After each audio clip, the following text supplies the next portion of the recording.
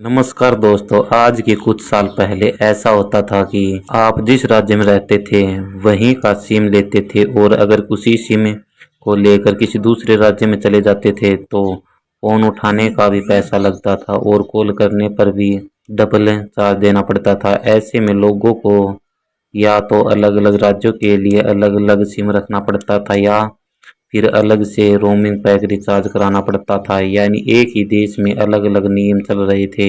लेकिन फिर सरकार ने इस पूरे सिस्टम को बदल दिया और लागू किया वन नेशनल वन नेटवर्क। इसके बाद क्या हुआ, अब आप किसी भी कंपनी का सिम लें, देश के किसी भी कोने में जाकर उसी सिम का इस्तेमाल कर सकते हैं बिना किसी रोमिंग चार्ज के। ठीक है, इसी तरह पहले राशन कार्ड का भी सिस्टम था। जिस राज्य का राशन कार्ड होता था उसी राज्य में राशन मिलता था। अगर आप दूसरे राज्य में चले गए तो वहां उस कार्ड पर राशन नहीं मिलता था। लेकिन सरकार ने इसमें भी बड़ा बदलाव किया और लागू किया one national one ration card. अब आपका राशन कार्ड देश के किसी भी राज्य का हो, आप देश के किसी भी कोने में जाकर राशन ले सकते हैं। जैसे आपके पास हरियाणा का राशन कार्ड हो और आप दिल्ली में राशन ले सकते हैं। अब दोस्तों, इसी मुद्दे को ध्यान में रखते हुए आज हम बात कर रहे हैं वृद्धा पेंशन योजना की। यह पेंशन है जो सरकार 60 साल से ऊपर के बुजुर्गों को देती है, चाहे वह महिला हो पुरुष हो। इसके अलावा जो महिला विधवा है उन्हें भी पेंशन दी जाती है। साथ ही दिव्यांग यानी विकलांग लोगों को भी सरकार की तरफ से पेंशन दी जाती है। लेकिन यहाँ सबसे बड़ा सवाल यह उठता है कि जब देश एक है, लोग एक हैं, तो पेंशन की रकम हर राज्य में अलग अलग क्यों है? असलियत यह है कि हर राज्य ने अपने अपने हिसाब से अलग अलग नियम बना रखे हैं और कई जगह तो पेंशन के नाम पर सिर्फ दिखावा किया जाता है, जिससे लोगों को असल में कोई खास फायदा नहीं मिल पाता। अगर हम हरियाणा की बात करें तो वहां पर 60 साल से ऊपर के बुजुर्गों को करीब 3200 रुपये प्रति महीना दिया जाता है। यही रकम विधवाओं और दिव्यांग लोगों को भी मिलती है। यह एक सम्मानजनक रकम मानी जा रही है क्योंकि लगभग 100 रुपये रोज के हिसाब से यह बुजुर्गों के खर्च के लिए एक आधार बन जाती है। दिल्ली में भी करीब 2500 रुपये पेंशन दी जाती है, जो एक ठीक ठाक राशि मानी जाती है। लेकिन जैसे ही आप दूसरे राज्यों की तरफ देखते हैं तो तस्वीर बिल्कुल बदल जाती है। कुछ ऐसे राज्य हैं जहां पेंशन की राशि इतनी कम है कि उसे पेंशन कहना भी मुश्किल हो जाता है। जैसे पंजाब में कुछ आयु वर्ग के लोगों को सिर्फ 850 महीने दिए जाते हैं और 70 साल से ऊपर वालों को करीब 1500 रुपये। वहीं राजस्थान में करीब 1150 मिलते हैं। अब अगर उत्तर प्रदेश जैसे बड़े राज्य की बात करें जहां करीब 25 करोड़ की आबादी है, वहां बुजुर्गों को सिर्फ 1000 रुपये महीने की पेंशन दी जाती है। और गुजरात जैसे विकसित राज्यों में तो हालात और चौंकाने वाले हैं, जहां 60 से 69 साल के बुजुर्गों को सिर्फ 700 रुपये महीने मिलते हैं और 80 साल से ऊपर वालों को करीब 1000 रुपये। इसको लेकर ही पेंशन धारकों की ओर से पेंशन बढ़ोतरी को लेकर लगातार मांग उठ रही है।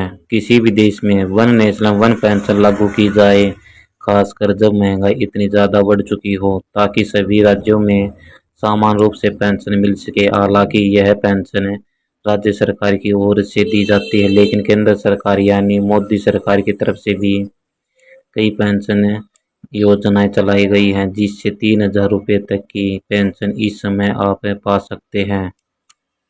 इसकी बात भी हम आगे करेंगे, लेकिन उससे पहले आप हमें कमेंट में ज़रूर बताइए कि आपके राज्य में अभी कितनी पेंशन मिल रही है और आपके मुताबिक प्रति माह कितनी पेंशन होनी चाहिए। दोस्तों, आपके सुझाव हम सरकार तक जरूर पहुंचाएंगे, साथ ही चैनल को सब्सक्राइब जरूर कर लें। अब दोस्तों, हाल ही में पूरे देश में यह सवाल तेजी से उठने लगा है कि जब हर चीज़ में वन नेशनल की बात हो रही है तो फिर वन नेशनल वन पेंशन क्यों नहीं लागू किया जा रहा है। और यही सवाल जैसे जैसे लोगों के बीच फैल रहा है, वैसे वैसे एक कड़वी सच्चाई भी सामने आ रही है जो शायद आपको हैरान कर दे। क्योंकि महाराष्ट्र जैसे बड़े राज्यों में भी बुजुर्गों को सिर्फ 600 रुपये महीने की पेंशन दी जाती है, वह भी तब जब उनकी उम्र 65 साल से ऊपर हो जाती है, यानी कि 60 से 65 साल तक हो।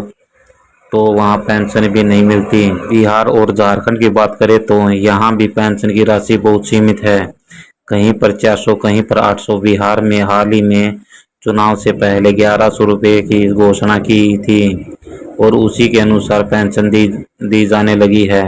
लेकिन अगर पूरे सिस्टम को देखें तो यहाँ पर भी लोगों को 400 से 1100 के बीच ही गुजारा करना पड़ रहा है। ऐसे में सवाल उठता है कि क्या यह वास्तव में पेंशन है या सिर्फ नाम के लिए एक छोटी सी राशि देकर जिम्मेदारी पूरी की जा रही है, क्योंकि इतनी कम रकम से किसी का भी जीवन चल पाना नामुमकिन है।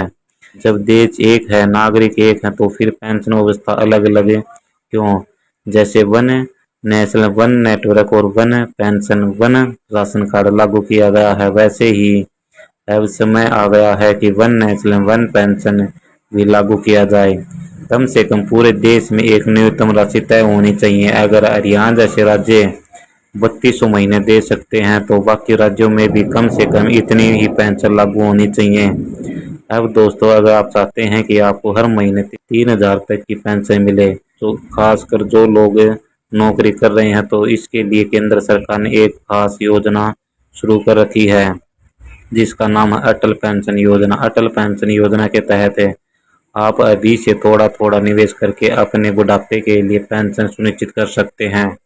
इस योजना में आप अपनी उम्र के हिसाब से हर महीने एक छोटी रकम जमा करते हैं और जब आपकी उम्र 60 साल पूरी हो जाती है तब आपको हर महीने 3000 से लेकर 5000 तक की पेंशन मिल सकती है। इस योजना की सबसे खास बात यह है कि इसमें जुड़ना बहुत आसान है। अगर आपकी उम्र 18 साल से 40 साल के बीच है तो आप इसमें आवेदन कर सकते हैं। आपको किसी भी बैंक या पोस्ट ऑफिस में जाकर अपना खाता लिंक कराना होता है और फिर हर महीने एक फिक्स अमाउंट आपके खाते से कटता रहता है। अगर आपको यह जानकारी महत्वपूर्ण लगी हो तो वीडियो को ज़्यादा से ज़्यादा शेयर करें।